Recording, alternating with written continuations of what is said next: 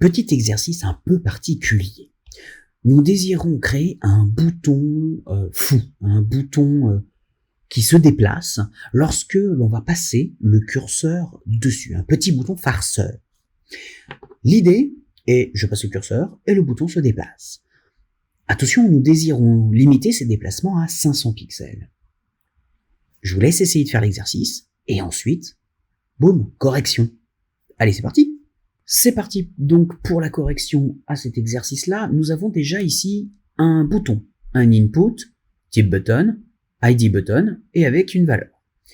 Ce bouton est en position absolute avec une position XY à 0. Notre objectif est donc de le déplacer, tout bêtement. On va regarder déjà ce que ça peut donner. Ça me donne en HTML ceci à l'écran. Donc ici, rien de bien méchant. Première étape, détecter le survol de la souris.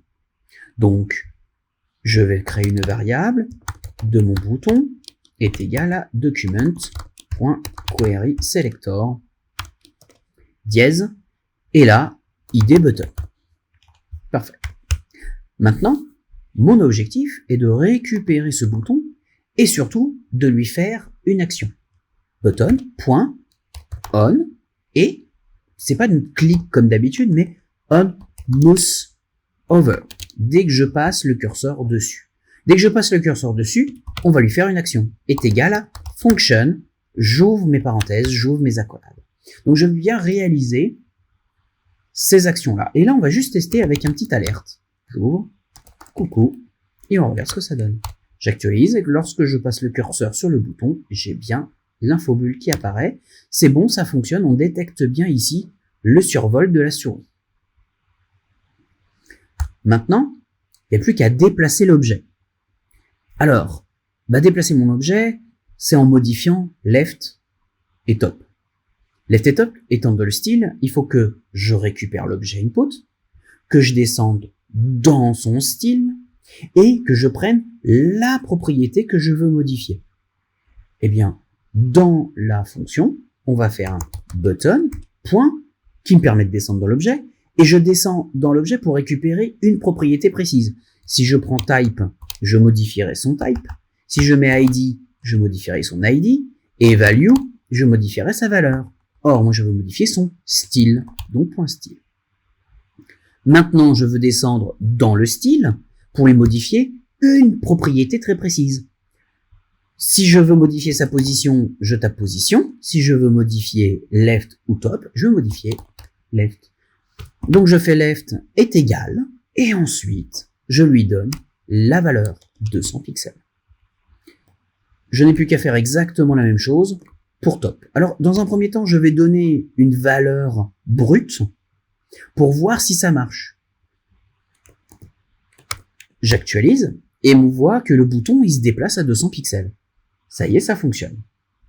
Cependant, si je passe mon curseur dessus, il revient exactement à la même position. Enfin, il bouge plus. Il bouge plus parce qu'à chaque fois que je passe le curseur, je lui dis, tu le mets en 200-200. Mais c'est pas ce qu'on veut. Ce qu'on veut, c'est un petit bouton farceur. Lorsqu'on passe le curseur dessus, il se déplace, mais de manière aléatoire.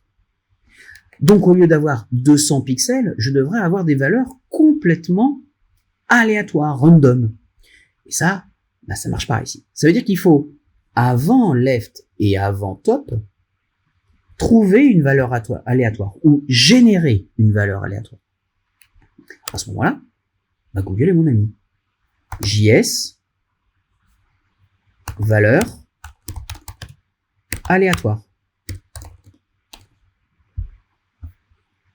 Hop. Et là, je trouve bien ici une explication avec mathRandom.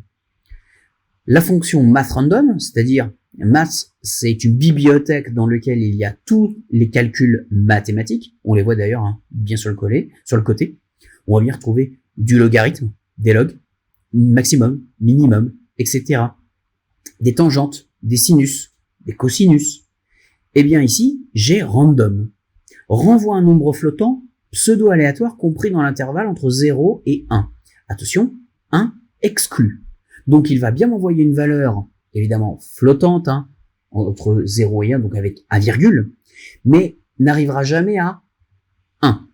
Jamais. Donc, il pourra se rapprocher avec un 0,99 999. Très très proche, mais jamais un pile poil. Que veut dire pseudo-aléatoire? Pseudo-aléatoire veut dire que ce n'est pas véritablement aléatoire.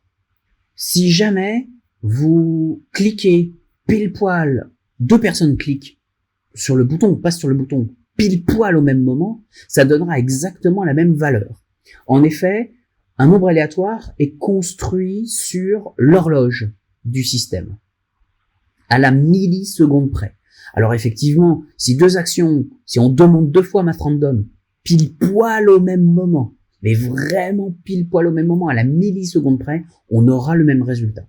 Ce qui est techniquement peu probable. Ce qui est possible, mais techniquement peu probable. C'est-à-dire que si je fais deux math random l'un après l'autre sur deux lignes différentes dans mon code, on ne sera pas sur la même milliseconde.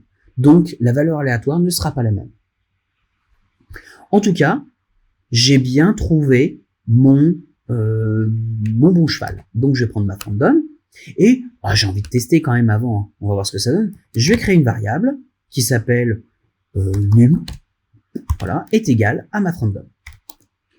On regarde ce que ça donne. Et puis, avant, on va quand même faire une petite alerte. J'ouvre, hop, alerte de num. Je réactualise, et quand je passe le curseur dessus, on a bien une alerte 0.73. Je repasse le curseur dessus, 0.70. Je repasse le curseur dessus, 0.95. Je repasse le curseur dessus, 0.70. Et d'autres poussières derrière. 0.65. 0.70. 0.057. Vous voyez, ça ne donne pas les mêmes résultats.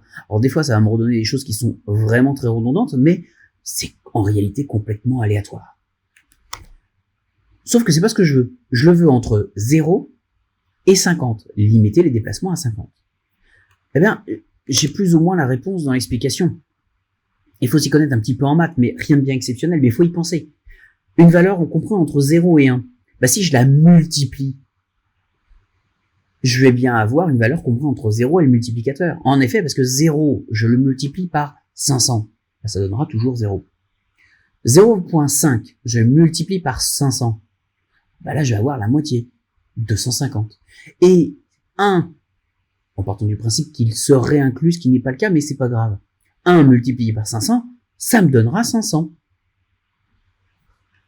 Donc, ma valeur ici random, si je la multiplie par la valeur que je désire, eh bien, c'est bon, j'ai bien une valeur comprise entre 0 et 500. 449 et des poussières, 370 et des poussières, 358 et des poussières, etc.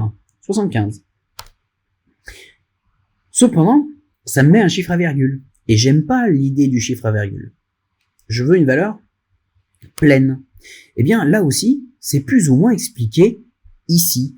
Faut pas hésiter à regarder des exemples. Et dans les exemples ici, on a une fonction qui a été donnée, et on prend math random multiplié par une valeur, donc c'est exactement ce que l'on a fait, et tous ces éléments-là, on les imbrique, on les inclut dans mathfloor. Mathfloor, qu'est-ce que c'est? Bah, il suffit d'aller regarder, et ça tombe bien, il est juste là. Mathfloor, la fonction mathfloor renvoie le plus grand entier qui est inférieur ou égal à un nombre. Bref, ça arrondit. On voit bien ici l'arrondi dans les exemples. Et c'est comme en maths. Plus il y a de parenthèses, plus c'est exécuté en premier. Donc, on va d'abord exécuter math.random. Ça va donner une valeur. Qu'on multiplie. Ça va donner une autre valeur. Et toute la valeur qu'on va recevoir, on va la donner à Floor, qui lui va arrondir. Donc, on n'a plus qu'à englober notre valeur, notre calcul, avec mathfloor.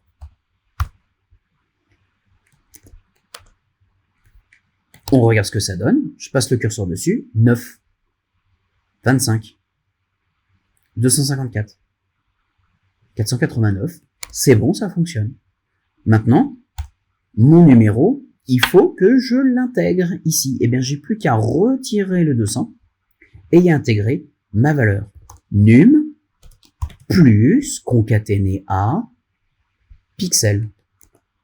On valide, on va regarder ce que ça donne déjà rien que sur l'axe X, left. Je passe mon curseur dessus, il se déplace, mais à chaque fois que je passe le curseur, on voit que ça y est, il se déplace sur cet axe.